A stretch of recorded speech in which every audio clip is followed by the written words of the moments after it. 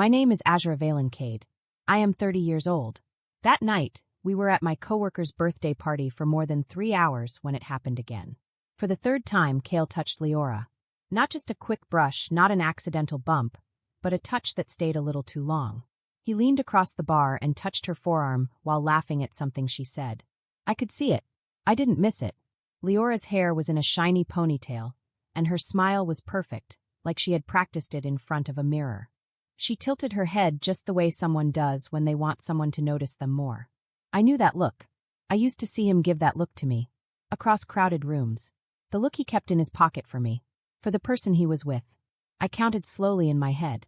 1, 2, 3, all the way to 10. Then I counted to 20. I had driven us here. I bought the first round of drinks. I smiled politely at stories I had already heard twice. I did tequila shots I didn't want to do because it was networking, and I wanted to be a good sport. But when he touched her arm a third time and played with his hair again, I stopped being nice. When Kael finally came back to our table, he stayed facing the bar. His body was angled toward Leora like a sunflower chasing the brightest light in the room. I stayed calm and said, "Hey, we need to talk about something." He didn't even look at me at first. His eyes stayed on Leora. "What's up?" he asked finally. "The flirting," I said. That got his attention. At last, he looked at me. "Flirting?" he said, pretending not to understand. "I'm just being friendly." "No," I said.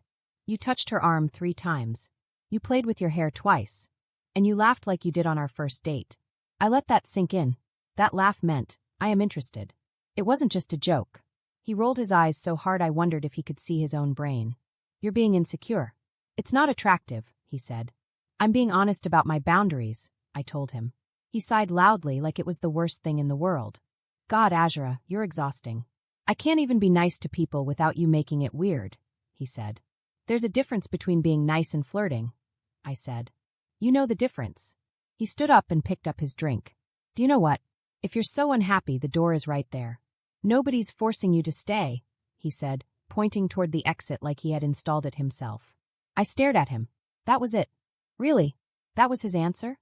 What do you want me to say?" he added. "Sorry for having a personality? Sorry I'm not a shut-in like you." His smile was sharp like it could cut. I kept my voice level. Calm, but strong. "I asked you to stop flirting with other women. And you told me if I don't like it, I can leave. I'm leaving." He didn't follow me. He probably didn't even notice for 20 minutes. I walked into the humid night air. The city exhaled like limes, spilled beer, other people's perfume, and the faint scent of bad decisions. I let the warm night touch the back of my neck, cooling me down, helping me breathe. At home, I stood in the doorway of the apartment we had shared for 8 months. It was our home, but not really his. I looked around. The couch I had picked, the shelves I mounted myself, the plates I had chosen with my first big paycheck. It was all mine. His contributions were small, a stack of old records, 3 dumbbells, and 2 throw pillows that he pretended were ours.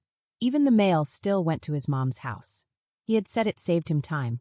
What it really saved was responsibility. Then my phone buzzed. "Kael. Rude. Did you seriously leave? So dramatic." "Whatever. Leora's giving me a ride home." Of course she was giving him a ride. The decision hit me like a small but heavy weight. He was right. The door was right there. I had just been pretending it was stuck. Step 1. I changed all our shared accounts. Netflix, Spotify. Everything was mine again. Step 2. The bills. The electricity and internet were still in my name, so I scheduled them to be disconnected in 30 days. That would give him plenty of time to take care of himself. Step 3. Packing. Not in a messy hurry. Careful and precise. 1 week of clothes, my toiletries, my laptop, my passport, and a framed photo of my sister and me on a Ferris wheel went into my big suitcase. Not the scratched-up one that got stuck on curbs. Kael had always thought he had me figured out. Quiet Azura. Reliable Azura. The Azura who wouldn't leave because where would she go? He didn't know about my promotion last month. He didn't know about the apartment HR had offered me for corporate housing. He didn't know because every time I tried to celebrate a win, he called it bragging and changed the subject. I wrote a note on the kitchen counter. "You were right. The door was right there. I used it. The apartment is paid through the end of the month. After that, it's your problem or Leora's. Best of luck. M." I took one last slow look at the plant I had kept alive, the rug I had saved months to buy, the space that would soon be louder without having anywhere to put my own quiet. Then I booked a nice hotel for the night, using my company credit card. I had saved money from work, money I was allowed to use so I could give myself a little peace. In the hotel room, I turned off my phone. The silence felt good. I lay on the bed and felt my heartbeat calm down, notice itself again. People always talk about the moment you leave someone as if it's fireworks exploding in the sky. For me, it was a dimmer switch. The light didn't flare.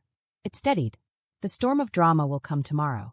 Texts, calls, social media posts, apologies that weren't really apologies. But tonight, I chose something small and strong. Sleep. I woke once in the dark, reached for my phone, but didn't check it. I rolled over and watched a slice of city light crawl across the ceiling like a quiet, patient promise. In the morning, I would email HR about the corporate unit. I would ask my mom if she still had my grandmother's mixing bowls I never picked up. I would drink coffee without bracing myself for a conversation that would end with me apologizing for something he did. I closed my eyes again and let the last version of us go. I kept my phone off for 3 full days. The most peaceful 72 hours of my adult life. When I finally turned it back on Monday morning, my phone came alive like it had been possessed by an alarm clock. 78 missed calls, 143 texts, 32 voicemails. The TI Tavanine of his unraveling was perfectly predictable. Friday night. Seriously, you left. So dramatic. Whatever. Leora's giving me a ride home. Don't wait up. Saturday morning. You overreacted. I was joking. You can't seriously be mad about a little flirting. Saturday afternoon. Where's your stuff? Where are you? This isn't funny, Azura. Saturday night. Netflix won't let me in. Did you really change the password? Grow up. Also, Wi-Fi is being weird. Did you cancel it? Sunday morning. Are you really doing this over one conversation? God, you're so petty. Sunday afternoon. Okay, I didn't mean it. Please just come home. The apartment feels weird without you. Monday, 6:02 a.m. The internet company says the bill's under your name. I work from home. You can't do this. This is abusive. I'm calling my mom. He did call his mom. Then she called mine. My mother, bless her, called me laughing. Apparently you abandoned poor Kael.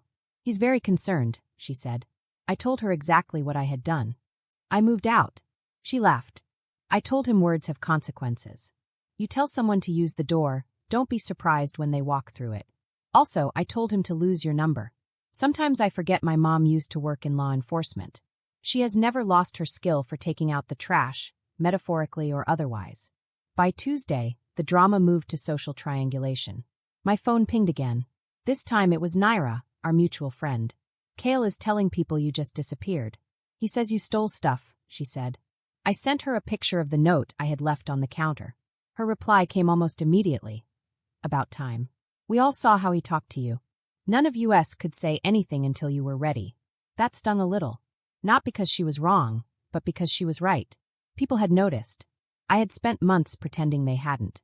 By Wednesday, Kael had leveled up to the next stage of drama. He came to my office. The receptionist buzzed me. There's an Kael Cade here to see you. He says it's an emergency. My chest went cold. I didn't want him there. I told her. Please tell him he has to email me. If he doesn't leave, call security. She looked worried. Are you sure? I nodded. I was very sure. From my window, I watched him. He waved his arms and shouted. His face was red, and he looked very angry. He was making a big scene. Security came quickly. He tried to argue, but then he kicked the door as he left. 15 minutes later, HR called. We had a problem this morning, my manager said carefully. Someone said they were your boyfriend? Ex-friend, I corrected. He's not handling the breakup well. He said you stole things that were shared. I smiled, but it was a small, grim smile. I had taken my own things from my apartment. He was mad because I stopped paying his bills. I understood. My manager paused. We'll tell building security. And if you need time off work or a restraining order, just say so. Corporate housing had a lot of perks. My favorite was security that actually respected boundaries. But Kael didn't stop. That Thursday night, he tried one last way to get attention. He made a long Facebook post. He said I gave everything to someone who didn't really love him. He made it sound like I left him with nothing. Narcissists always try to make themselves look like the victim. He tagged me and put up screenshots of our messages. But he carefully cut out the parts where he called me names.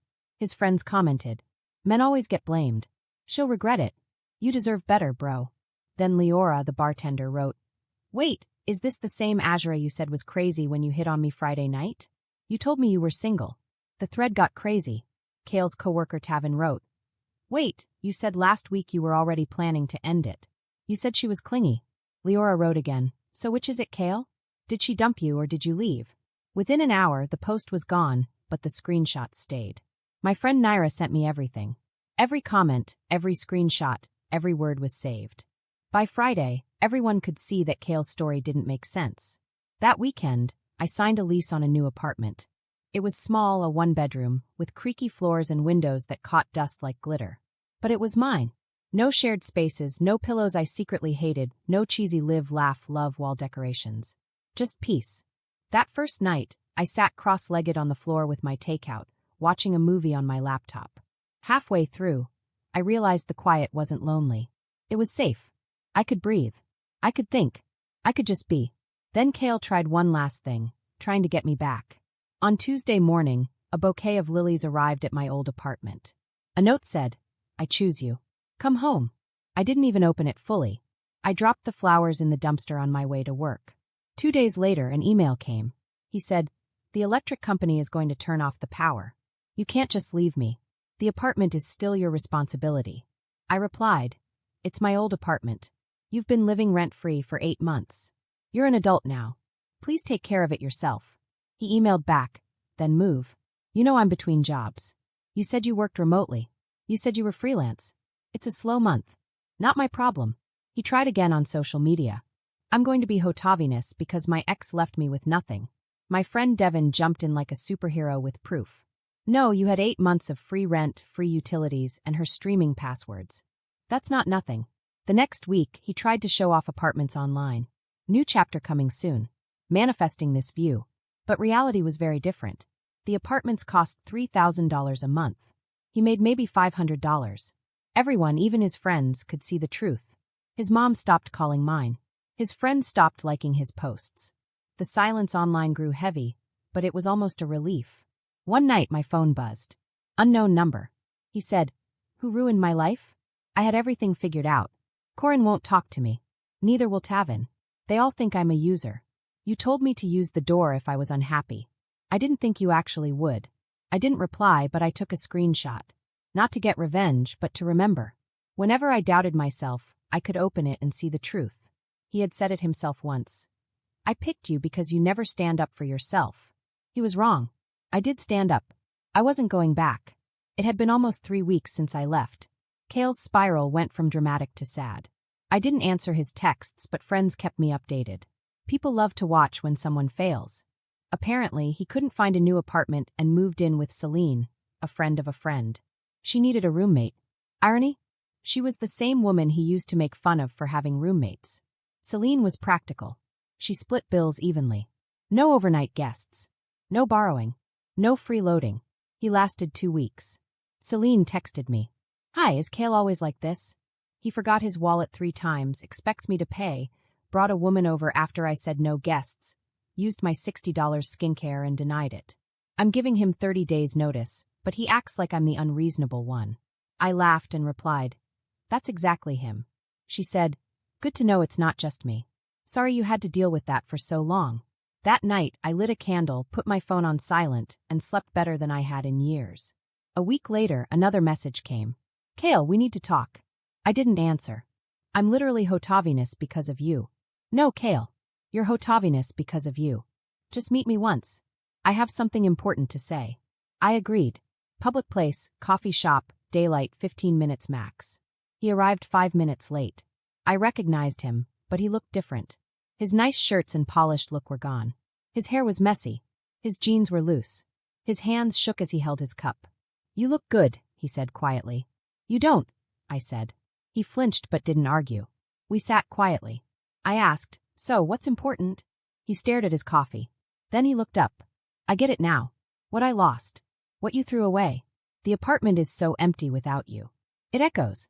It was always mine, Kael. You just lived in it, I said. He nodded slowly. You were right about the flirting, about everything. Leora doesn't talk to me anymore. That's not surprising, I said. He laughed hollowly. Yeah, I thought she liked me. Turns out she just liked free drinks. He paused. Would you ever try again? No, I said. He looked down. You were the best thing that ever happened to me. I know, I said quietly. That surprised him. You really believe that? I do. I made your life easier, cleaner, more comfortable. I handled things you didn't. But that's the problem, Kael. I wasn't supposed to fix you. You were supposed to meet me halfway. He sighed. Corin said I used him to make you jealous. But you weren't jealous, right? You were just done. I nodded. The night you pointed at the door, I realized the door was right there. I had just been too scared to use it. I didn't mean it, he said quickly. Yes, you did, I said. You thought I'd never leave. That's why you felt safe treating me like I didn't matter. He was crying quietly. No drama, just small tears sliding down. I have to move back home, he said. My parents are making me pay rent. My mom says I need to learn accountability. Good for her, I said. He looked up. Are you happy without me? I thought about my little apartment, my job, my raise, my calm life, my friends' laughter. Yes, I really am, I said. He nodded slowly.